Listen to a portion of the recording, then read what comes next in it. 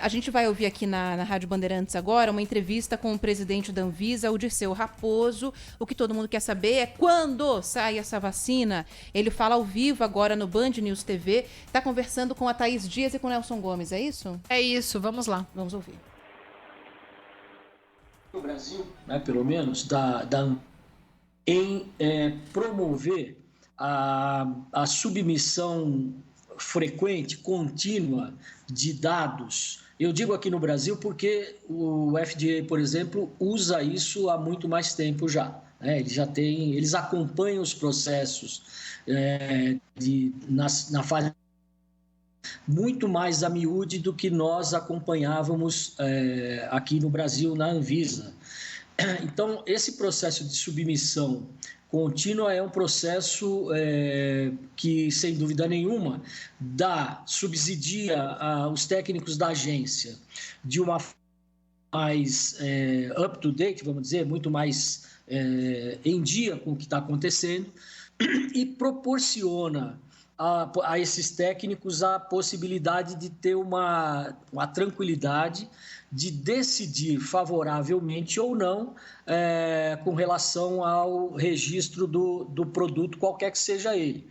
Essa introdução foi feita por conta da pandemia e do desenvolvimento das vacinas, que, como você bem falou, Thaís, demoravam alguns anos, e como o Nelson introduziu, acho que muito propriamente, isso serviu para nós um aprendizado.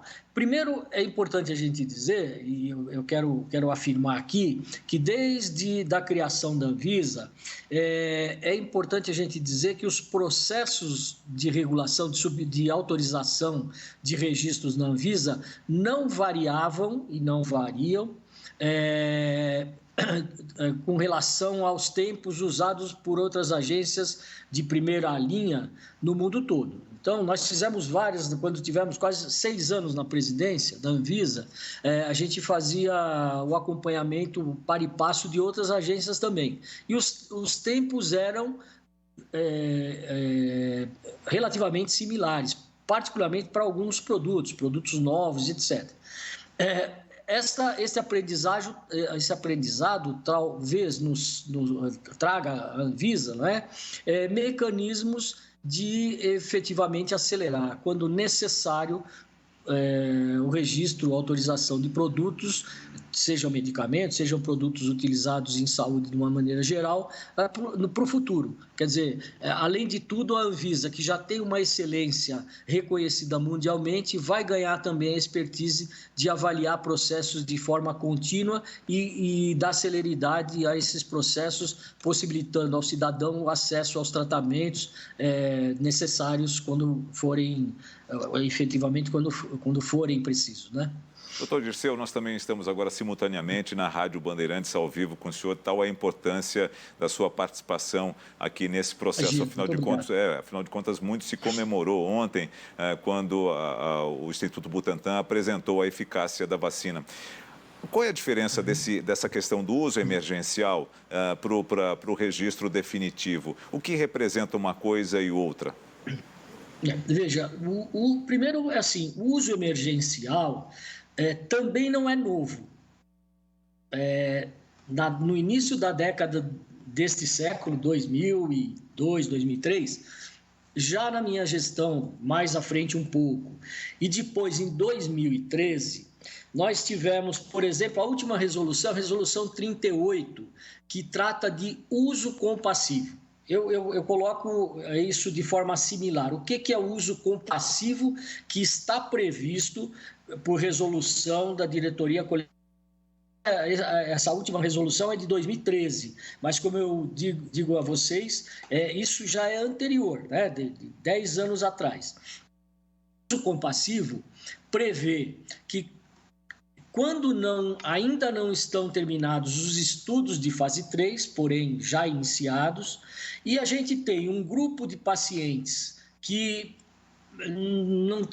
por conta da sua patologia, não tem mais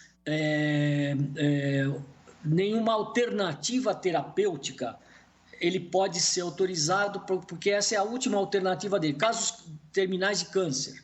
Por exemplo, o paciente não tem mais terapia disponível, mas tem um medicamento em estudo que está entrando na fase 3, tem fase 2 conclusa e que pode ser que isso ajude o paciente a ter uma sobrevida mais alargada, enfim. Esse uso compassivo, ele já era aplicado, como eu falei para vocês, e ele pode ser individual, mas pode ser também para um grupo, coletivo, né? O uso emergencial vai na linha do uso compassivo. Se a gente for ver, nós não temos tratamento algum para a doença, né? Para a Covid. É bastante adequado, né, que a gente faça, entre parênteses agora, a autorização excepcional, que é essa emergencial, similar ao que a gente fazia no uso compassivo, e a partir daí acompanhar os resultados e, efetivamente, quando terminar a fase 3 e os dados estiverem conclusos, procede-se ao registro definitivo do medicamento ou do produto biológico, no caso, aí a vacina. É importante dizer que o registro de um produto, segundo uma lei que não é nova, é de 76, a Lei 6360, ele deve ser precedido, o registro do produto no Brasil deve ser precedido do registro do produto no país de origem dele, do fabricante. Então, para a gente registrar o produto aqui no Brasil, a China, que é o caso, ou a Inglaterra, se o Oxford estiver fazendo como sede dos ensaios, do desenvolvimento da vacina da Oxford, quando for registrado lá, a gente pode registrar aqui. Esse é um critério legal que é de uma lei, a lei base, mestra da vigilância sanitária no país, né? Essa é a diferença. Agora, é importante dizer também que o prazo é de até 10 dias. Pode ser que seja um dia, pode ser que seja 8 horas, pode ser que seja 5 dias. Pode ser que seja mais do que 10 dias? Pode.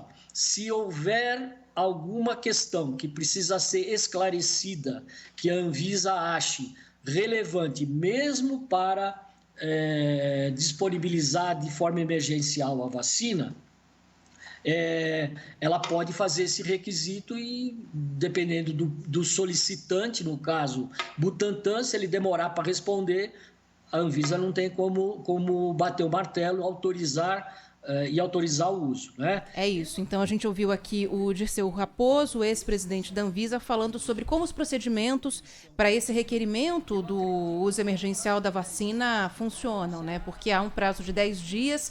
Ele falando algo, Bruna, que a Natália Pazzi de Brasília conversou com a gente agora há pouco e comentou também que esse prazo de 10 dias caso não haja a necessidade de solicitar nenhum outro documento, de não ter nenhum outro procedimento a ser feito. Caso isso aconteça, o prazo pode aumentar. Inicialmente 10 dias, pode ser mais, pode ser menos, como o Dirceu Raposo bem explicou aqui na entrevista que você acompanhou em conjunto com o Band News TV.